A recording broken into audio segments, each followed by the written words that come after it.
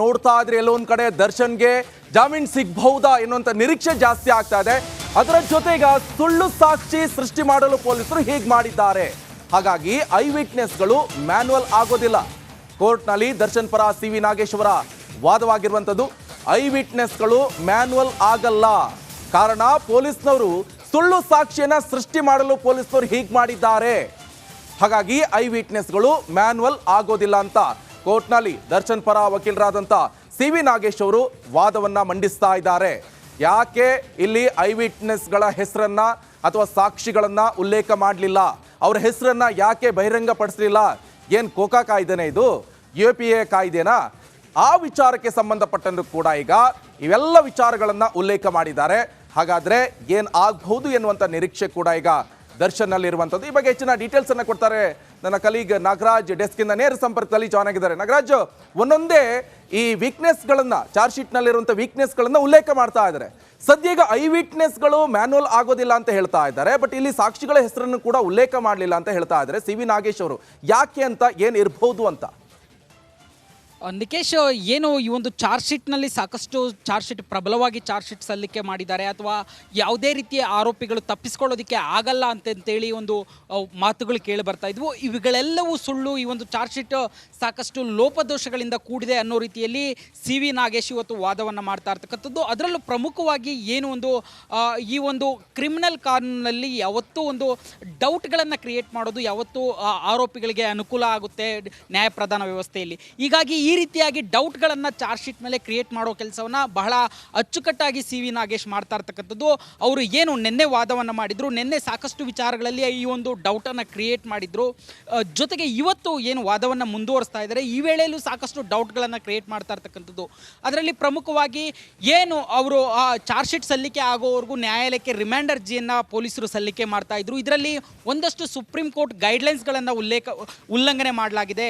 ಏನು ಸಾಕ್ಷಿಗಳ ಹೇಳಿಕೆಯನ್ನು ರಿಮೈಂಡ್ ಅರ್ಜಿಯಲ್ಲೂ ಸೂಚಿಸಬೇಕಾಗಿತ್ತು. ಜೊತೆಗೆ ಕೇಸ್ ಡೈರಿಯನ್ನು ಏನು ಪೊಲೀಸ್ ಠಾಣೆಯಲ್ಲಿ ಮೇಂಟೈನ್ ಮಾಡ್ತಾರೆ ಅದರಲ್ಲೂ ಸಹ ಉಲ್ಲೇಖ ಮಾಡಬೇಕಾಗಿತ್ತು. ಆದರೆ ಇದ್ಯಾವುದನ್ನು ಮಾಡದಂಥ ಪೊಲೀಸರು ನೇರವಾಗಿ ಎಲ್ಲವನ್ನೂ ಒಂದು ರಹಸ್ಯವಾಗಿ ಅಥವಾ ಮುಚ್ಚಿದ ರೀತಿಯಲ್ಲಿ ನಡೆಸಿದ್ದಾರೆ. ಇದು ಸುಪ್ರೀಂ ಕೋರ್ಟ್ ಗೈಡ್ಲೈನ್ಸ್ನ ಸ್ಪಷ್ಟವಾದ ಒಂದು ಉಲ್ಲಂಘನೆ ಅಂತೇಳಿ ಸಿ.ವಿ. ನಾಗೇಶ್ ವಾದ ಮಾಡ್ತಾ ಇರ್ತಕ್ಕಂಥದ್ದು.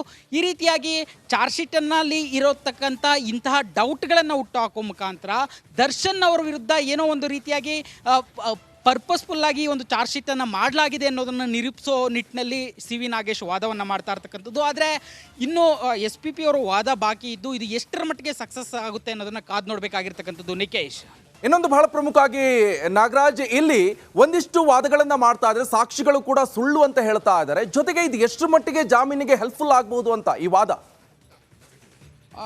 ನಿಕೇಶ್, ಸಿ.ವಿ. ನಾಗೇಶ್ ಅವರ ಉದ್ದೇಶ ಭಾಳ ಸ್ಪಷ್ಟವಾಗಿರ್ತಕ್ಕಂಥದ್ದು. ಅವರೇನು ಈಗಲೇ ಒಂದು ಪ್ರಕರಣವನ್ನು ಗೆಲ್ಲೋದಕ್ಕೆ ವಾದವನ್ನು ಮಾಡ್ತಾ ಇಲ್ಲ. ಸದ್ಯದ ಪರಿಸ್ಥಿತಿಯಲ್ಲಿ ದರ್ಶನ್ ಅವರ ಒಂದು ನ್ಯಾಯಾಂಗ ಬಂಧನ ಅವಶ್ಯಕತೆ ಇಲ್ಲ, ಅವರಿಗೆ ಜಾಮೀನು ಕೊಡಬಹುದು ಅನ್ನೋ ದಿಕ್ಕಿನಲ್ಲಿ ಅವರ ವಾದ ಇರತಕ್ಕಂಥದ್ದು. ಅದೇ ನಿಟ್ಟಿನಲ್ಲಿ ಸಾಕಷ್ಟು ಅನುಮಾನಗಳನ್ನು ಚಾರ್ಜ್ ಶೀಟ್ ಬಗ್ಗೆ ಕ್ರಿಯೇಟ್ ಮಾಡ್ತಾ ಇರ್ತಕ್ಕಂಥದ್ದು. ಅಲ್ಲದೆ ಏನು ಲೂಪ್ ಹೋಲ್ಸ್ ಅಂದರೆ ಸುಪ್ರೀಂ ಕೋರ್ಟ್ ಗೈಡ್ಲೈನ್ಸನ್ನು ಅದರಲ್ಲಿ ಅವರು ಕೆಲವೊಂದು ವಿಚಾರಗಳನ್ನು ಹೇಳ್ತಾರೆ.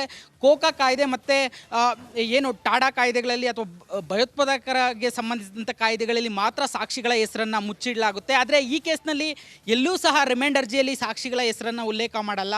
ಜೊತೆಗೆ ಏನು ಠಾಣೆಯಲ್ಲಿ ಮೇಂಟೈನ್ ಆಗುವಂಥ ಕೇಸ್ ಡೈರಿಯಲ್ಲೂ ಸಹ ಎಲ್ಲೂ ಉಲ್ಲೇಖ ಮಾಡಲ್ಲ. ಜೊತೆಗೆ ಇವರು ಎಲ್ಲ ಒಂದು ಕಡೆ ಫ್ಯಾಬ್ರಿಕೇಟ್ ಮಾಡ್ತಾ ಇದ್ದಾರೆ ಸಾಕ್ಷಿಗಳು ಅನ್ನೋ ರೀತಿ ಅನುಮಾನ ಹುಟ್ಟಾಕೋದಕ್ಕೆ ಸಾಕಷ್ಟು ಅನುಮಾನಗಳನ್ನು ಅಥವಾ ಡೌಟ್ಸನ್ನು ಕ್ರಿಯೇಟ್ ಮಾಡ್ತಾ ಇರ್ತಕ್ಕಂಥದ್ದು. ಆದರೆ ಏನು ಇದರಿಂದಾಗಿ ದರ್ಶನ್ ಅವರ ತನಿಖೆ ಮುಗಿದಿದೆ, ದರ್ಶನ್ ಅವರಿಗೆ ಸದ್ಯಕ್ಕೆ ಜಾಮೀನು ನೀಡ್ಬೋದು ಅನ್ನೋದಂಥ ಸ್ಥಿತಿಗೆ ನ್ಯಾಯಾಲಯವನ್ನು ಕರೆದುಕೊಂಡು ಹೋಗೋ ಪ್ರಯತ್ನವನ್ನು ಡಿಫೆನ್ಸ್ ಲಾಯರ್ ಆಗಿ ಸಿ.ವಿ. ನಾಗೇಶ್ ಮಾಡ್ತಾ ಇರ್ತಕ್ಕಂಥದ್ದು. ಆದರೆ ಪ್ರಶ್ನೆ ಇರ್ತಕ್ಕಂಥದ್ದು ಇದಕ್ಕೆ ಎಷ್ಟರ ಮಟ್ಟಿಗೆ SP ಅವರು ಕೌಂಟ್ರ್ ಮಾಡ್ತಾರೆ. ಅವ್ರ ಬಳಿ ಈಗ ಸಾಕಷ್ಟು ಪ್ರಶ್ನೆಗಳನ್ನು ಸಿ.ವಿ. ನಾಗೇಶ್ ಎತ್ತಿದ್ದಾರೆ. ಯಾಕೆ ಸಾಕ್ಷಿಗಳ ಹೇಳಿಕೆಯನ್ನು ದಾಖಲು ಮಾಡಿಲ್ಲ ಅಂತಂತೇಳಿ ಅದಕ್ಕೆ SP ಯಾವ ರೀತಿ ಕೌಂಟ್ರ್ ಮಾಡ್ತಾರೆ. ಈ ಹಿಂದೆ ಚಾರ್ಜ್ ಶೀಟ್ನಲ್ಲೇ ಇದು ರಿಮೈಂಡ್ ಅರ್ಜಿಯಲ್ಲೇ ಉಲ್ಲೇಖ ಮಾಡಿದ್ರು.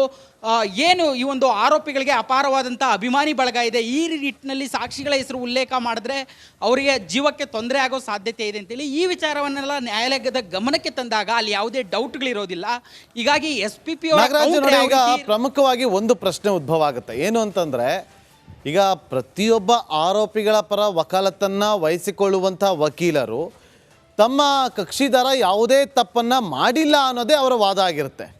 ಅದೇ ರೀತಿಯಾಗಿ ಇಲ್ಲೂ ಕೂಡ ವಾದವನ್ನ ಮಾಡ್ತಾರೆ. ಇದರಲ್ಲಿ ಯಾವುದೇ ಅನುಮಾನ ಇಲ್ಲ ಅಂತ ಅನ್ಸುತ್ತಾ?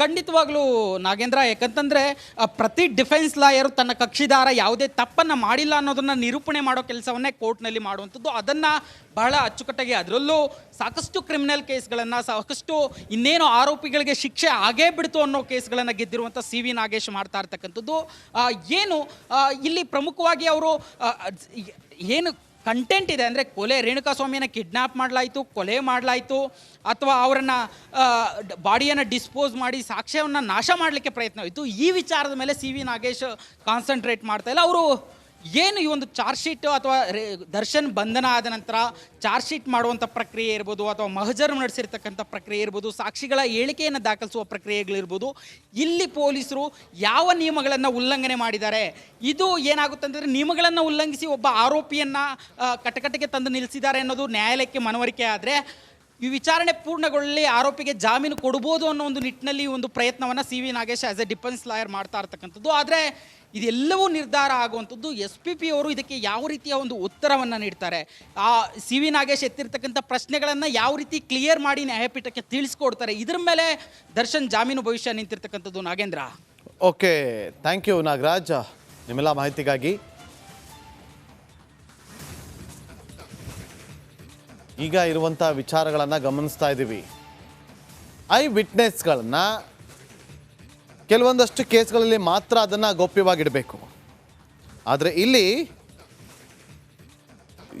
UAPA ಆ್ಯಕ್ಟ್ ಅಥವಾ ಕೋಕಾ ಆ್ಯಕ್ಟ್ನ ಅಡಿಯಲ್ಲಿ ಆರೋಪಿಯ ವಿರುದ್ಧ ಸಾಕ್ಷಿಗಳನ್ನೇನು ಸಂಗ್ರಹ ಮಾಡ್ತಾರಲ್ಲ, ಅದನ್ನು ಗೌಪ್ಯವಾಗಿಡಬೇಕಾಗುತ್ತೆ. ಆದರೆ ಇಲ್ಲಿ ಇಂಥ ಪ್ರಕರಣಗಳಲ್ಲಿ ಗೌಪ್ಯವಾಗಿ ಇಡುವಂಥ ಅವಶ್ಯಕತೆ ಇಲ್ಲ ಅನ್ನುವ ವಾದವನ್ನು ಮಂಡನೆ ಮಾಡ್ತಿದ್ದಾರೆ ದರ್ಶನ್ ಪರ ವಕೀಲರಾಗಿರುವಂಥ ಸಿ ವಿ ನಾಗೇಶ್ ಅವರು. ಬಹಳ ಕುತೂಹಲ ಕೆರಳಿಸ್ತಾ ಇದೆ. ಪುಟದಿಂದ ಪುಟಕ್ಕೆ, ಪೇಜ್ ಟು ಪೇಜ್ ಏನೆಲ್ಲ ತಪ್ಪುಗಳಿದೆ, ಏನೆಲ್ಲ ಲೋಪಗಳು ಕಂಡು ಬರ್ತಾ ಇದೆ, ಆ ಪಾಯಿಂಟ್ಗಳನ್ನು ಇಟ್ಟುಕೊಂಡು ಈಗ ತಮ್ಮ ವಾದವನ್ನು ಮುಂದುವರಿಸಿದ್ದಾರೆ ಸಿ ವಿ ನಾಗೇಶ್ ಅವರು. ಮಧ್ಯಾಹ್ನ ಸುಮಾರು 1.5 ಗಂಟೆ ವಾದವನ್ನು ಮಂಡಿಸ್ತಾರೆ. ಲಂಚ್ ಬ್ರೇಕ್ ಆಗುತ್ತೆ. ಅದಾದ ಬಳಿಕ ಮತ್ತೆ ಈಗ ಕಳೆದ 1.5 ಗಂಟೆಯಿಂದ ತಮ್ಮ ವಾದವನ್ನು ಮಂಡಿಸ್ತಾ ಇದ್ದಾರೆ. ಪ್ರಬಲವಾದಂಥ ವಾದವನ್ನು ಮಂಡನೆ ಮಾಡೋ ಮೂಲಕ ತನಿಖೆಯ ಸಂದರ್ಭದಲ್ಲಿ ಏನೆಲ್ಲ ಸಾಕ್ಷಿಗಳನ್ನು ಕಲೆ ಹಾಕಿದ್ದಾರೆ, ಏನೆಲ್ಲ ದಾಖಲೆಗಳಿದೆ, ಅದೆಲ್ಲವೂ ಕೂಡ ಸುಳ್ಳು ಅಂತೇಳಿ ಅದನ್ನು ಪ್ರೂವ್ ಮಾಡೋದಕ್ಕೆ ಮುಂದಾಗ್ತಾ ಇದ್ದಾರೆ. ಕೋರ್ಟ್ ಹಾಲ್ ನಂಬರ್ 57 ಇಲ್ಲಿ ವಿಚಾರಣೆ ನಡೀತಾ ಇದೆ. ನ್ಯಾಯಾಧೀಶರು ವಾದ ಪ್ರತಿವಾದವನ್ನು ಆಲಿಸೋದಕ್ಕೆ ಮುಂದಾಗಿದ್ದು ಈಗ ವಾದವನ್ನು ಆಲಿಸ್ತಿದ್ದಾರೆ. ಸಿ ವಿ ನಾಗೇಶ್ ಅವರು ತಮ್ಮ ವಾದವನ್ನು ಮುಗಿಸಿದ ಬಳಿಕ ಸ್ಪೆಷಲ್ ಪಬ್ಲಿಕ್ ಪ್ರಾಸಿಕ್ಯೂಟರ್ ಆಗಿರುವಂಥ ಪ್ರಸನ್ನ ಕುಮಾರ್ ಅವರು ಕಾಲಾವಕಾಶವನ್ನು ಕೇಳುವ ಸಾಧ್ಯತೆ ಇದೆ. ನಾವು ಕೂಡ ಪ್ರತಿವಾದ ಮಾಡಬೇಕು, ಹಾಗಾಗಿ ಕಾಲಾವಕಾಶ ಕೊಟ್ಟಿದ್ದೇವೆ. ಬ್ರೇಕಿಂಗ್ ಅಪ್ಡೇಟ್ ಆಗ್ತಾ ಇದೆ. ಪ್ರಾಸಿಕ್ಯೂಷನ್ ವಿರುದ್ಧ ಸಿ ವಿ ನಾಗೇಶ್ ಗಂಭೀರವಾದಂಥ ಆರೋಪವನ್ನು ಮಾಡಿದ್ದಾರೆ. ಪೊಲೀಸರು ಯಾಕೆ ಸೇರಿಸಿಲ್ಲ ಅಂದರೆ ಅವೆಲ್ಲವೂ ಕೂಡ ಸೃಷ್ಟಿ ಮಾಡಿರುವಂಥ ಸಾಕ್ಷಿಗಳು.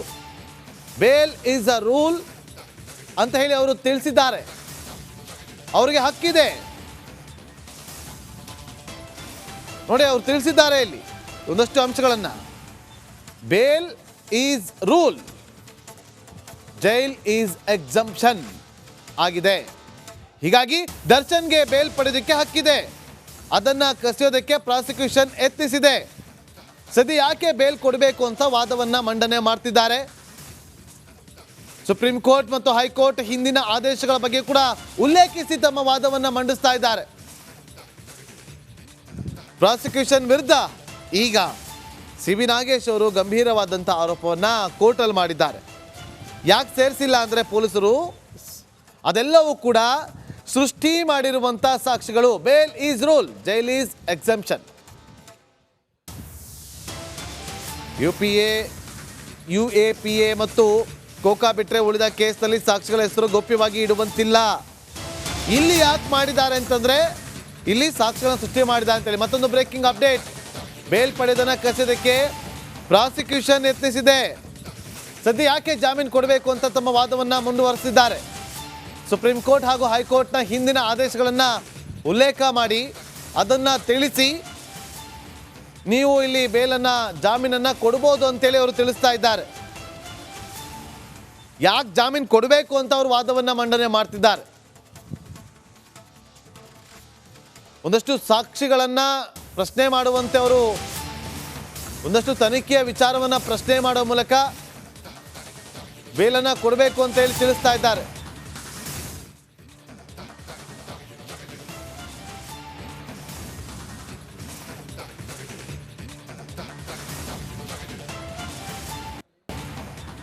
ನೋಡಿ, ಇಲ್ಲಿಯವರೆಗೂ ಕೂಡ ಸಿ ವಿ ನಾಗೇಶ್ ಅವರು ತಮ್ಮ ವಾದವನ್ನು ಮಂಡಿಸುವ ಸಂದರ್ಭದಲ್ಲಿ ಕೀ ಪಾಯಿಂಟ್ಗಳನ್ನು ಇಟ್ಟುಕೊಂಡೇ ಅದನ್ನು ಎಕ್ಸ್ಪ್ಲೇನ್ ಮಾಡ್ತಾ ಅದರ ಮೇಲೆ ಪ್ರಶ್ನೆಗಳನ್ನು ಮಾಡ್ತಾ ವಾದವನ್ನು ಮಂಡಿಸ್ತಾ ಇದ್ದಾರೆ. PSI ವಿನಯ್ ಹಾಗೂ ಆರೋಪಿ ಪ್ರದೋಷ್ ಇವರಿಬ್ಬರ ಮಾತುಕತೆ, ಸಂಭಾಷಣೆ, ಅವರಿಬ್ಬರ ಚಾಟ್ ಹಿಸ್ಟ್ರಿ ಇದೆಲ್ಲವೂ ಕೂಡ ಇದೆ.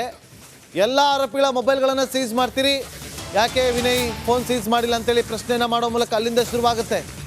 ಸಾಕ್ಷಿಗಳ ಹೇಳಿಕೆಯನ್ನು ನಿಗದಿತ ಅವಧಿಯಲ್ಲೇ ಮಾಡಬೇಕು. ಮತ್ತೊಂದು ಬ್ರೇಕಿಂಗ್ ಅಪ್ಡೇಟ್ ಲಭ್ಯವಾಗ್ತಾ ಇದೆ. ಸುಮ್ಮನೆ ವಿಳಂಬ ಮಾಡುವಂತಿಲ್ಲ.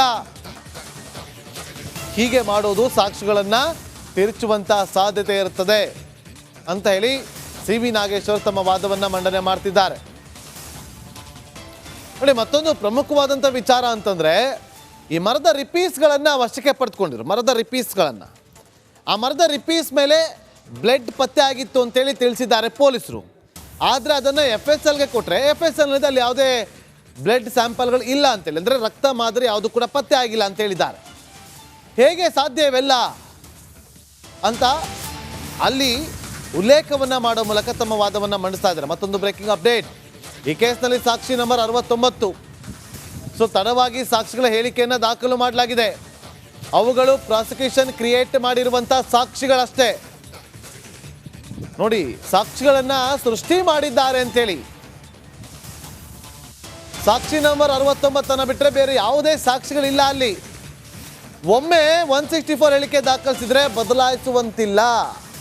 ಹೀಗಾಗಿ ಅನೇಕ 164 ಹೇಳಿಕೆ ಅವಶ್ಯಕತೆ ಇಲ್ಲದಿದ್ರೂ ಕೂಡ ಮಾಡಿಸಿದ್ದಾರೆ. ನೋಡಿ, 164 ಸ್ಟೇಟ್ಮೆಂಟ್ ತುಂಬ ಜನರದ್ದು ಮಾಡಿಸಿದ್ದಾರೆ. ನಟ ಚಿಕ್ಕಣ್ಣದು ಕೂಡ ಮಾಡಿಸಿದ್ದಾರೆ. 164 ಸ್ಟೇಟ್ಮೆಂಟ್ ಅದು ಫೈನಲ್. ಒಮ್ಮೆ ಹೇಳಿಕೆಯನ್ನು ಕೊಟ್ಟ ಮೇಲೆ ಅದನ್ನು ಇಲ್ಲ ನಾನು ಆ ಥರ ಕೊಟ್ಟಿದ್ದಲ್ಲ, ಬಲವಂತದಿಂದ ಕೊಟ್ಟಂತ ಏನು ಬದಲಾವಣೆ ಮಾಡೋಕ್ಕಾಗಲ್ಲ ಅದು. ಯಾಕೆಂದರೆ ನ್ಯಾಯಾಧೀಶರ ಸಕ್ಷಮ ಆ ಒಂದು ಹೇಳಿಕೆ ದಾಖಲಾಗುತ್ತೆ. ಕ್ಲೋಸ್ಡ್ ವಿಂಡೋ ಅಂತ ಹೇಳ್ತೀವಿ. ಕ್ಲೋಸ್ಡ್ ವಿಂಡೋ ಅಂದರೆ 4 ಗೋಡೆಗಳ ಮಧ್ಯೆ ಕೇವಲ ಯಾರು ಆ 164 ಸ್ಟೇಟ್ಮೆಂಟನ್ನು ಕೊಡೋದಕ್ಕೆ ಬಂದಿರ್ತಾರೆ ಅವರನ್ನು ಹೊರತುಪಡಿಸಿದರೆ ನ್ಯಾಯಾಧೀಶರು ಅಥವಾ ನ್ಯಾಯಮೂರ್ತಿಗಳು ಜೊತೆಗೆ ವಿಡಿಯೋ ರೆಕಾರ್ಡ್ ಮಾಡುವಂಥ ಒಂದು ಕೆಲಸ ಕೂಡ ಆಗುತ್ತೆ. ಆ 164 ಸ್ಟೇಟ್ಮೆಂಟ್ ದಾಖಲಾದ ಬಳಿಕ ಅದರಲ್ಲಿ ಯಾವುದೇ ರೀತಿಯಾದಂಥ ಬದಲಾವಣೆ ಮಾಡೋದಕ್ಕೆ ಸಾಧ್ಯ ಇಲ್ಲ. ಆದರೆ ಇಲ್ಲಿ 164 ಸ್ಟೇಟ್ಮೆಂಟ್ ಕೊಡ್ಸವ್ರೆ, ಅವಶ್ಯಕತೆನೇ ಇರಲಿಲ್ಲ, ಸುಮ್ಮನೆ ಕೊಡಿಸ್ಬಿಟ್ಟಿದ್ದಾರೆ. ನೋಡಿ, ಪ್ರಾಸಿಕ್ಯೂಷನ್ ವಿರುದ್ಧವೇ ಈಗ ಗಂಭೀರವಾದಂಥ ಆರೋಪವನ್ನು ಮಾಡಿದ್ದಾರೆ ಸಿ ವಿ ನಾಗೇಶ್ ಅವರು. ಯಾಕೆ ಸಾಕ್ಷಿಗಳನ್ನು ಇಲ್ಲಿ ತೋರಿಸಿಲ್ಲ? UAPA ಆ್ಯಕ್ಟಲ್ಲಿ, ಕೋಕಾ ಆ್ಯಕ್ಟಲ್ಲಿ ಸಾಕ್ಷಿಗಳ ಅವರ ಪ್ರೊಫೈಲನ್ನು ಗೌಪ್ಯವಾಗಿಡಲಾಗುತ್ತೆ. ಇಂಥ ಕೇಸ್ಗಳಲ್ಲೆಲ್ಲ ಅದನ್ನು ಗೌಪ್ಯವಾಗಿಡುವಂಥ ಅವಶ್ಯಕತೆ ಇಲ್ಲ. ಆದರೆ ಇಲ್ಲಿ ಗೌಪ್ಯವಾಗಿಟ್ಟಿದ್ದಾರೆ. ಅಂದರೆ ಇಲ್ಲಿ ಸ್ಪಷ್ಟವಾಗಿ ಗೊತ್ತಾಗ್ತಾ ಇರೋದು ಇದೆಲ್ಲವೂ ಕೂಡ ಸೃಷ್ಟಿ ಅಂತೇಳಿ. ಮತ್ತಷ್ಟು ಮಾಹಿತಿಯನ್ನು ಕೊಡೋದಕ್ಕೆ ನನ್ನ ಸಹೋದರಿ ರಂಜಿತ್ ಈಗ ಸಂಪರ್ಕದಲ್ಲಿದ್ದಾರೆ. ರಂಜಿತ್, ಪ್ರಬಲವಾದಂಥ ವಾದವನ್ನು ಮಂಡನೆ ಮಾಡ್ತಿದ್ದಾರೆ. ಇಲ್ಲಿ ಪ್ರಾಸಿಕ್ಯೂಷನ್ ಅನ್ನು ಪ್ರಶ್ನೆ ಮಾಡಿದ್ದಾರೆ ದರ್ಶನ್ ಪರ ವಕೀಲರು. ಎಲ್ಲ ವಾದವನ್ನು ಗಮನಿಸ್ತಾ ಹೋಗೋದಾದ್ರೆ ಏನಾಗುತ್ತೆ ಅನ್ನೋ ಕುತೂಹಲ ಮತ್ತಷ್ಟು ಹೆಚ್ಚಾಗ್ತಾ ಇದೆ. ರಿಲ್ಯಾಕ್ಸ್ ಸಿಕ್ಬಿಡುತ್ತಾ ದರ್ಶನ್ಗೆ, ಬೇಲ್ ಸಿಕ್ಬಿಡುತ್ತಾ ಅನ್ನೋ ಪ್ರಶ್ನೆಗಳು ಉದ್ಭವ ಆಗ್ತಾ ಇದೆ. ರಂಜಿತ್, ಖಂಡಿತವಾಗ್ಲೂ ಕೂಡ ನಾಗೇಂದ್ರ ಬಾಬು, ಸಿ ವಿ ನಾಗೇಶ್ ಅವರು ಪ್ರಾಸಿಕ್ಯೂಷನ್ ವಿರುದ್ಧ ಗಂಭೀರ ಆರೋಪವನ್ನು ಮಾಡಿದ್ದಾರೆ. ಪೊಲೀಸರು ಯಾಕೆ ಸೇರಿಸಿಲ್ಲ ಅಂತ ಹೇಳಿದ್ರೆ, ನೋಡಿ ಅಲ್ಲಿ ಗಮನಿಸಬೇಕಾದಂತ ವಿಚಾರ, ಪ್ರಾಸಿಕ್ಯೂಷನ್ ಹೇಳಿದಂತ ಕೆಲವೊಂದು ವಿಚಾರಗಳನ್ನ ಇಲ್ಲಿ ಯಾಕೆ ಪೊಲೀಸರು ಸೇರಿಸಿಲ್ಲ ಅಂದ್ರೆ ಇವರು ಸೃಷ್ಟಿಸಿರುವ ಸಾಕ್ಷಿಗಳು ಅನ್ನೋದನ್ನ ಇಲ್ಲಿ ಹೇಳ್ತಾರೆ. ನೋಡಿ, ಪೊಲೀಸರು ಸೃಷ್ಟಿ ಮಾಡಿರುವಂತ ಸಾಕ್ಷಿಗಳಿವು, ಬೇಲ್ ಈಸ್ ಎಕ್ಸೆಪ್ಷನ್ ಆಗಿದೆ ಅನ್ನೋದನ್ನು ಕೂಡ ಇಲ್ಲಿ ಸಿ ವಿ ನಾಗೇಶ್ ಅವರು ಹೇಳ್ತಾರೆ. ಹೀಗಾಗಿ ದರ್ಶನ್ಗೆ ಬೇಲ್ ಪಡೆಯುವ ಹಕ್ಕಿದೆ, ದರ್ಶನ್ಗೆ ಬೇಲ್ ಪಡೆಯುವಂತ ಅವಕಾಶ ಈಗ ಇದೆ. ಅದನ್ನ ಕಸಿಯಲು ಪ್ರಾಸಿಕ್ಯೂಷನ್ ಪ್ರಯತ್ನ ಮಾಡ್ತಾ ಇದೆ ಅಂತ ಹೇಳಿ SPP ವಿರುದ್ಧವೇ ಗಂಭೀರವಾದಂತ ಆರೋಪವನ್ನ ಇಲ್ಲಿ ನಾಗೇಶ್ ಅವರು ಮಾಡ್ತಾರೆ. ದರ್ಶನ್ ಪರ ವಕೀಲರು ಸದ್ಯ ಯಾಕೆ ಬೇಲ್ ನೀಡಬೇಕು ಅಂತ ವಾದ, ಯಾಕೆ ಬೇಲ್ ನೀಡಬೇಕು ಅನ್ನೋ ವಾದ ಬಂದಾಗ ಏನು SPP ರಂಜಿತ್ ಹಾಗೆ ಸಂಪರ್ಕದಲ್ಲಿ ಮತ್ತೆ ನಿಮ್ಮನ್ನ ಸಂಪರ್ಕ ಮಾಡ್ತೀವಿ. ಈಗ ಮತ್ತೊಂದು ಬ್ರೇಕಿಂಗ್ ಅಪ್ಡೇಟ್ ಲಭ್ಯವಾಗ್ತಾ ಇದೆ. ರೇಣುಕಾಸ್ವಾಮಿ ಹತ್ಯೆಯಾಗಿದ್ದು ಜೂನ್ 8ರಂದು, ಮೃತದೇಹ ಸಿಕ್ಕಿದ್ದು ಜೂನ್ 9ರಂದು ಬೆಳಗ್ಗೆ 9:30ಕ್ಕೆ. ಮರಣೋತ್ತರ ಪರೀಕ್ಷೆ ಆಗಿದ್ದು 3 ದಿನದ ನಂತರ. ದೇಹದ ಮೇಲೆ ಬಿದ್ದಿದ್ದು 2.5 ಸೆಂಟಿಮೀಟರ್ನಷ್ಟು ಗಾಯ. ಇಡೀ ಶವ ಪರೀಕ್ಷೆಯನ್ನ ಮಾಡಲಾಗಿದೆ, ಇಡೀ ಶವವನ್ನು ಪರೀಕ್ಷೆ ಮಾಡಲಾಗಿದೆ. ಹತ್ಯೆಯಾಗಿದ್ದು ಜೂನ್ 8ನೇ ತಾರೀಕು. ರೇಣುಕಾಸ್ವಾಮಿ ಮೃತದೇಹ ಪತ್ತೆಯಾಗಿದ್ದು ಮರುದಿನ ಬೆಳಗ್ಗೆ 9:30ಕ್ಕೆ. ಆದರೆ ಮರಣೋತ್ತರ ಪರೀಕ್ಷೆ ಆಗಿದ್ದು 3 ದಿನಗಳ ಬಳಿಕ. ಆ ದೇಹದ ಮೇಲೆ ಪತ್ತೆ ಆದಂಥ ಅಂದರೆ ಇಡೀ ಶವವನ್ನು, ಅಂದರೆ ಇಡೀ ಮೃತದೇಹವನ್ನು ಶವ ಪರೀಕ್ಷೆಗೊಳಪಡಿಸಿದಂಥ ಸಂದರ್ಭದಲ್ಲಿ ದೇಹದ ಮೇಲೆ ಕಂಡು ಬಂದಂಥ ಗಾಯದ ಸೆಂಟಿಮೀಟರ್ನ ತಿಳಿಸಿದ್ದಾರೆ ಅಲ್ಲಿ. ಯಾಕೆ 3 ದಿನದ ನಂತರ ಮರಣೋತ್ತರ ಪರೀಕ್ಷೆಯನ್ನು ಮಾಡಿದ್ರು? 2.5 ಸೆಂಟಿಮೀಟರ್ನಷ್ಟು ಗಾಯ ಆಗಿದೆ. ಇಲ್ಲಿ ಪೊಲೀಸ್ ಹೇಳ್ತಾರೆ, ನಮಗೆ ಐಡೆಂಟಿ ಯಾರು ಅಂತೇಳಿ ಗೊತ್ತಾಗಲಿಲ್ಲ, ಹಾಗಾಗಿ ತಡ ಆಗಿದೆ ಅಂತೇಳಿ ಹೇಳ್ಬೋದು. ಇದೆಲ್ಲ ಲೂಪ್ ಹೋಲ್ಸ್ಗಳನ್ನು ಎತ್ತಿ ತೋರಿಸ್ತಿದ್ದಾರೆ. ಇದೆಲ್ಲವೂ ಕೂಡ ಲೂಪ್ ಹೋಲ್ಸ್ ಅಂತ ಹೇಳ್ತಿದ್ದಾರೆ ಅಲ್ಲಿ CV ನಾಗೇಶ್ ಅವರು.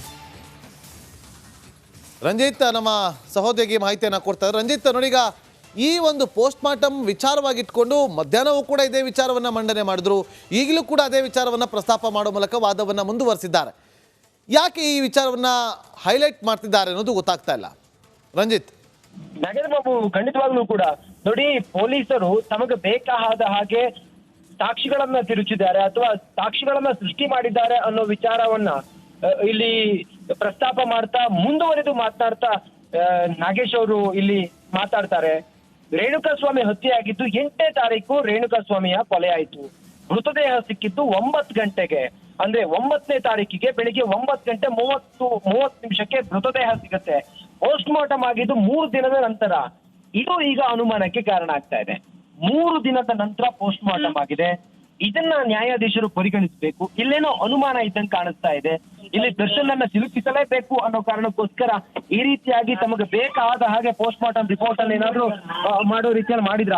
ಇದೆಲ್ಲವೂ ಈಗ ನಾಗೇಶ್ ಅವರ ಒಂದು ಪ್ರಬಲವಾದಂತ ವಾದ ಆಗಿದೆ. ಅವ್ರು ಹೇಳ್ತಾರೆ, ರೇಣುಕಾಸ್ವಾಮಿಯ ದೇಹದ ಮೇಲೆ ಬಿದ್ದಿದ್ದು 2.5 ಸೆಂಟಿಮೀಟರ್ ಗಾಯ. ಇಡೀ ದೇಹವನ್ನ ಅಟಾಪ್ಸಿ ಮಾಡಲಾಗಿದೆ. ಇದು ಯಾಕೆ, ಏನು ಎತ್ತ ಅನ್ನೋದ್ರ ಬಗ್ಗೆ ಈಗ ನಾಗೇಶ್ ಅವರು ವಾದವನ್ನ ಮಾಡ್ತಾರೆ. ಸದ್ಯಕ್ಕೆ ವಾದ ಪ್ರತಿವಾದ ನಡೀತಾ ಇದೆ. ಪ್ರಾಸಿಕ್ಯೂಷನ್ ವಿರುದ್ಧವೇ ಗಂಭೀರ ಆರೋಪವನ್ನು ಮಾಡ್ತಾರೆ. ದರ್ಶನ್ಗೆ ಬೇಲ್ ಪಡೆಯುವಂತ ಪಾಸಿಬಿಲಿಟೀಸ್ ಅಥವಾ ಅವರಿಗೆ ಹಕ್ಕಿದೆ ಈಗ ಈ ಸಮಯದಲ್ಲಿ. ಇದಕ್ಕೆ ಸುಖ ಸುಮ್ಮನೆ ಇಲ್ಲ ಸಲ್ಲದ, ಅಂದ್ರೆ ಈ ಸಾಕ್ಷಿಗಳನ್ನ ಒಂದ್ ರೀತಿಯಲ್ಲಿ ಇವ್ರಿಗೆ ಬೇಕಾದಂಗೆ ರಿಕ್ರಿಯೇಟ್ ಮಾಡಿ ಅಥವಾ ತನಿಖೆಯನ್ನ ಬೇರೆ ರೀತಿಯಾಗಿ ನಡೆಸಿ ಆ ಮೂಲಕ ದರ್ಶನನ್ನ ಸಿಲುಕಿಸಲೇಬೇಕು ಅನ್ನೋ ಉದ್ದೇಶದಿಂದ ಈ ರೀತಿ ಮಾಡಿದ್ದಾರೆ ಅನ್ನೋದ್ರ ಬಗ್ಗೆಯೂ ಕೂಡ ನಾಗೇಶ್ ಅವರು ಇಲ್ಲಿ ವಾದವನ್ನ ಮುಂದುವರಿಸ್ತಾ ಇದ್ದಾರೆ. ಸದ್ಯಕ್ಕೆ 164 ಸ್ಟೇಟ್ಮೆಂಟ್ ನಲ್ಲಿ ಒಂದು ಹೇಳಿಕೆ ಇದೆ. ಇಲ್ಲಿ ಪೊಲೀಸರು ದಾಖಲು ಮಾಡ್ಕೊಂಡಂತ ಪ್ರಾಸಿಕ್ಯೂಷನ್ ನಲ್ಲಿ ಏನು ಚಾರ್ಜ್ ಶೀಟ್ ಏನಿದೆ ಅದರಲ್ಲೂ ಕೂಡ ಒಂದ್ ರೀತಿಯಲ್ಲಿ ಹೇಳಿಕೆ ಇದೆ. ಇದೆಲ್ಲವೂ ಅನುಮಾನ ಮೂಡಿಸ್ತಾ ಇದೆ ಅನ್ನೋದನ್ನ ಹೇಳ್ತಾ, ನ್ಯಾಯಾಧೀಶರಿಗೆ ಈ ಸಾಕ್ಷಿಗಳೇನಿದ್ದಾವೆ ಇವರು ನ್ಯಾಯಾಧೀಶರ ಮುಂದೆ ಪ್ರೊಡ್ಯೂಸ್ ಮಾಡಿರುವಂತ ಚಾರ್ಜ್ ಶೀಟ್ ನ ಸಾಕ್ಷಿಗಳು, ಇದರಲ್ಲಿ ಅನುಮಾನ ಬರುವ ರೀತಿಯಲ್ಲಿ ಅಥವಾ ಇದನ್ನ ಗೊಂದಲ ಸೃಷ್ಟಿಸುವ ರೀತಿಯಲ್ಲಿ ಸಿನಾರಿಯೋವನ್ನ ಚೇಂಜ್ ಮಾಡಿ ಆ ಮೂಲಕ ದರ್ಶನ್ಗೆ ಏನಾದ್ರೂ ಬೇಲಾಗುವಂತ ಪಾಸಿಬಿಲಿಟೀಸ್ ಅವಕಾಶಗಳು ಇದೆಯಾ ಅನ್ನೋದನ್ನ ಈಗ ನಾಗೇಶ್ ಅವರು ಇಲ್ಲಿ ವಾದ ಮಂಡಿಸ್ತಾ ತಿಳಿಸ್ತಾ ಇದ್ದಾರೆ. ಸದ್ಯಕ್ಕಂತೂ ವಾದ ಪ್ರತಿವಾದ ನಡೀತಾ ಇದೆ. ಕ್ಷಣ ಕ್ಷಣಕ್ಕೂ ಕೂಡ ಒಂದು ರೋಚಕ ಘಟ್ಟ, ಅಂದ್ರೆ ಕ್ಷಣ ಕ್ಷಣಕ್ಕೂ ಕೂಡ ಒಂದು ಇಂಟ್ರೆಸ್ಟಿಂಗ್ ವಿಚಾರಗಳನ್ನ ಅಲ್ಲಿ ನ್ಯಾಯಾಧೀಶರ ಮುಂದೆ ಪ್ರಸ್ತಾಪ ಮಾಡೋ ಮೂಲಕ ನಾಗೇಶ್ ಅವರು ದರ್ಶನ್ಗೆ ಬೇಲ್ ಸಿಗ್ಲೇಬೇಕು, ಕೊಡ್ಲೇಬೇಕು ನ್ಯಾಯಾಧೀಶರು ಅನ್ನೋ ನಿಟ್ಟಿನಲ್ಲಿ ಈಗ ವಾದವನ್ನ ಮಂಡಿಸ್ತಾ ಇದ್ದಾರೆ. ನಾಗೇಂದ್ರ ಬಾಬು. ಓಕೆ ರಂಜಿತ್, ಮತ್ತೆ ನಿಮ್ಮನ್ನ ಸಂಪರ್ಕ ಮಾಡ್ತೀವಿ. ಈಗ ಇನ್ನೂ ಕೂಡ ತಮ್ಮ ವಾದವನ್ನ ಮುಂದುವರಿಸಿದ್ದಾರೆ, ಇನ್ನೂ ವಾದ ಮಂಡನೆ ಮಾಡ್ತಾ ಇದ್ದಾರೆ. CCH 57 city civil court hall number 57 ಅಲ್ಲಿ ಮತ್ತೊಂದು ಬ್ರೇಕಿಂಗ್ ಅಪ್ಡೇಟ್ ಲಭ್ಯವಾಗ್ತದೆ. ದರ್ಶನ್ ಜಾಮೀನು ಅರ್ಜಿ ವಿಚಾರಣೆಯನ್ನ ಮುಂದೂಡಲಾಗಿದೆ.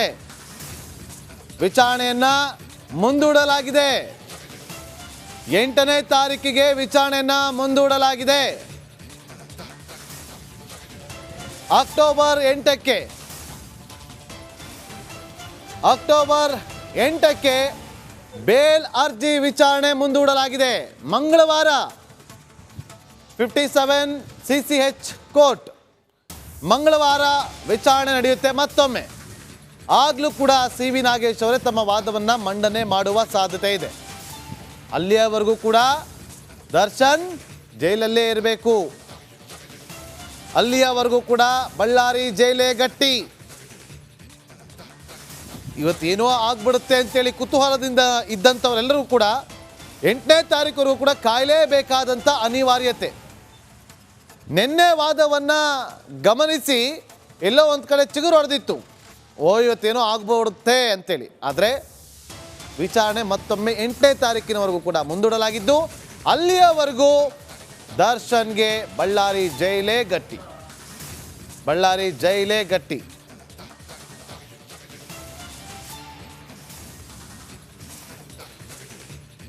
ನೋಡಿ, CCH court 57 hall number October 8ಕ್ಕೆ ಕೋರ್ಟ್ ವಿಚಾರಣೆಯನ್ನು ಮುಂದೂಡಿದೆ. ನೋಡ್ಬೇಕು ಅಲ್ಲಿವರೆಗೂ. ಅಂದರೆ special public prosecutor Prasanna Kumar ಅವ್ರಿಗೆ ಕೌಂಟರನ್ನು ಕೊಡೋದಕ್ಕೆ ಎಲ್ಲವೂ ಕೂಡ ಒಂದು ಸಿದ್ಧತೆಯನ್ನು ಮಾಡಿಕೊಳ್ಳೋದಕ್ಕೆ ಅವಕಾಶ ಸಿಕ್ಕಿದಂತಾಗಿದೆ. ಈಗ ಇಲ್ಲಿ ಕೇವಲ ದರ್ಶನ್ ಪರ ವಕೀಲರು ಮಾತ್ರ ವಾದವನ್ನು ಮಂಡಿಸಿದ್ದಾರೆ. ಅದಕ್ಕೆ ಆಕ್ಷೇಪಣೆಯನ್ನು ಸಲ್ಲಿಸಬೇಕಾಗುತ್ತೆ. ಆಕ್ಷೇಪಣೆಯನ್ನು ಸಲ್ಲಿಸಿ ಅವರು ದರ್ಶನ್ ಬೇಲ್ ಅರ್ಜಿ ವಿಚಾರಣೆಯನ್ನು CCH 57 ಇವತ್ತು 8ನೇ ತಾರೀಕಿಗೆ ಮುಂದೂಡಿಕೆ ಮಾಡಿದೆ. ಸೊ ಅಲ್ಲಿಯವರೆಗೂ ಕೂಡ ಬಿಡುಗಡೆ ಭಾಗ್ಯ ಇಲ್ಲ. ದರ್ಶನ್ಗಂತೂ ಸದ್ಯಕ್ಕೆ ಬಿಡುಗಡೆ ಭಾಗ್ಯ ಇಲ್ಲ. ಇನ್ನು 3 ದಿನ ಜೈಲಲ್ಲೇ ಇರಬೇಕು ದರ್ಶನ್. ಜಾಮೀನು ಅರ್ಜಿ ವಿಚಾರಣೆಯನ್ನು ಕೋರ್ಟ್ 8ನೇ ತಾರೀಕಿನವರೆಗೂ ಕೂಡ ಮುಂದೂಡಿಕೆಯನ್ನು ಮಾಡಿದೆ. ಅಕ್ಟೋಬರ್ 8ಕ್ಕೆ ಮುಂದೂಡಿಕೆ ಮಾಡಿ ಇವತ್ತು ತಿಳಿಸಿದೆ. ಸೊ ಅರ್ಜಿ ವಿಚಾರಣೆಯನ್ನು ಮುಂದೂಡಿದ್ದು, ದಿನವಿಡೀ ಪ್ರಬಲ ವಾದವನ್ನು ಮಂಡನೆ ಮಾಡಿದ್ದಾರೆ CV ನಾಗೇಶ್ ಅವರು, ದರ್ಶನ್ ಪರ ವಕೀಲರಾಗಿರುವಂಥ CV ನಾಗೇಶ್ ಅವರು. ಮತ್ತಷ್ಟು ಮಾಹಿತಿಯನ್ನು ಕೊಡೋದಕ್ಕೆ ನನ್ನ ಸಹೋದ್ಯೋಗಿ ನಾಗರಾಜ್ ಈಗ ನೇರ ಸಂಪರ್ಕದಲ್ಲಿದ್ದಾರೆ. ನಾಗರಾಜ್, ಇವತ್ತು ಇಡೀ ದಿನದ ಈ ಒಂದು ವಾದವನ್ನು ಮಂಡನೆ ಮಾಡಿದ್ದನ್ನು ನೀವು ಅಲ್ಲೇ ಹತ್ತಿರದಿಂದ ಗಮನಿಸಿದ್ರಿ, ಏನು ಅನ್ನಿಸ್ತು? ಖಂಡಿತವಾಗ್ಲೂ ನಾಗೇಂದ್ರ, ನಾನು ಆಗಲೇ ಎಕ್ಸ್ಪ್ಲೇನ್ ಮಾಡ್ತಾ ಇದ್ದಂಗೆ CV ನಾಗೇಶ್ ಅವರು ಏನು ಈ ಒಂದು ಪ್ರಕರಣವನ್ನು ಅಥವಾ ಈ ಕೇಸ್ನಲ್ಲಿ ದರ್ಶನ್ ಪಾತ್ರವನ್ನು ಸದ್ಯದ ಮಟ್ಟಿಗೆ ಅವರು ಕೇಸ್ನಿಂದ ಸಂಪೂರ್ಣವಾಗಿ ಹೊರಬರೋದಕ್ಕೆ ಮಾಡಬೇಕಾದ ವಾದದ ರೀತಿಯಲ್ಲಿ ಮಾಡ್ತಾ ಇಲ್ಲ. ಬದಲಾಗಿ ಏನು ಸದ್ಯಕ್ಕೆ ದರ್ಶನ್ಗೆ ಜಾಮೀನು ಸಿಗಬೇಕಾದ್ರೆ ಏನೆಲ್ಲ ಮಾನದಂಡಗಳನ್ನು ಕೋರ್ಟ್ಗೆ ತಿಳಿಸ್ಕೊಡ್ಬೇಕೋ ಆ ನಿಟ್ಟಿನಲ್ಲಿ ವಾದವನ್ನು CV ನಾಗೇಶ್ ಮಾಡ್ತಾ ಇರ್ತಕ್ಕಂಥದ್ದು. ಇಲ್ಲಿ ಪ್ರಮುಖವಾಗಿ ಏನು ನಿನ್ನೆಯಿಂದ ವಾದವನ್ನು ಮಾಡ್ತಾ ಇದ್ದಾರೆ CV ನಾಗೇಶ್, ಸಾಕಷ್ಟು ವಿಚಾರಗಳನ್ನು, ಅದರಲ್ಲಿ ಪೊಲೀಸರು ಏನು ಪಾಲಿಸಬೇಕಾದಂಥ ಗೈಡ್ಲೈನ್ಸ್ ಇತ್ತು ಇವುಗಳನ್ನು ಸ್ಪಷ್ಟವಾಗಿ ಉಲ್ಲಂಘನೆ ಮಾಡಿರೋದನ್ನು ಭಾಳ ನಾಜೂಕಾಗಿ ನ್ಯಾಯಾಲಯಕ್ಕೆ ತಿಳಿಸ್ಕೊಡ್ತಾ ಇರ್ತಕ್ಕಂಥದ್ದು. ಅದರಲ್ಲಿ ಏನು ಮೊದಲೇ ಒಬ್ಬ ಅದೇ ಯಾವ ಕಾಮಾಕ್ಷಿಪಾಳ್ಯ ಠಾಣಾ ಪೊಲೀಸ್ನಲ್ಲಿ ಒಂದು ಪ್ರಕರಣ ದಾಖಲಾಗಿತ್ತು, ಅದೇ ಪೊಲೀಸ್ ಠಾಣೆಯ ಒಬ್ಬ ಸಬ್ ಇನ್ಸ್ಪೆಕ್ಟರ್ಗೆ ಸಂಪೂರ್ಣ ಘಟನೆಯ ಮಾಹಿತಿ ಇದ್ದರೂ ಸಹ ಪೊಲೀಸರಿಗೆ ಇಂಟಿಮೇಟ್ ಮಾಡಲ್ಲ, ಮತ್ತು ಆ ಒಂದು ಸಬ್ ಇನ್ಸ್ಪೆಕ್ಟರ್ ಮೊಬೈಲನ್ನು ಸೀಸ್ ಮಾಡಿಕೊಂಡು ಅದನ್ನು FSLಗೆ ಕಳಿಸಲ್ಲ ಅನ್ನೋದರಿಂದ ಹಿಡಿದು ದರ್ಶನ್ ಏನು 3 ದಿನ ಆದಮೇಲೆ ಅವರನ್ನು ಮಹಜರು ಸ್ಪಾಟ್ಗೆ ಕರೆದುಕೊಂಡೋಗಿ ಮಹಜರು ಮಾಡಲಾಗುತ್ತೆ ಅನ್ನೋಂಥ ವಿಚಾರ ಇರ್ಬೋದು. ಮತ್ತು ರೇಣುಕಾಸ್ವಾಮಿ ಮೃತದೇಹದ ಮೇಲಿದ್ದಂಥ ಗಾಯಗಳಿಂದ ಇಷ್ಟು ಪ್ರಮಾಣದ ರಕ್ತ ಹೊರಗಡೆ ಬರಲಿಕ್ಕೆ ಸಾಧ್ಯ ಅನ್ನೋ ಅಂಶಗಳಿರ್ಬೋದು. ಈ ಎಲ್ಲ ಡೌಟ್ಗಳನ್ನು ಕ್ರಿಯೇಟ್ ಮಾಡ್ತಾ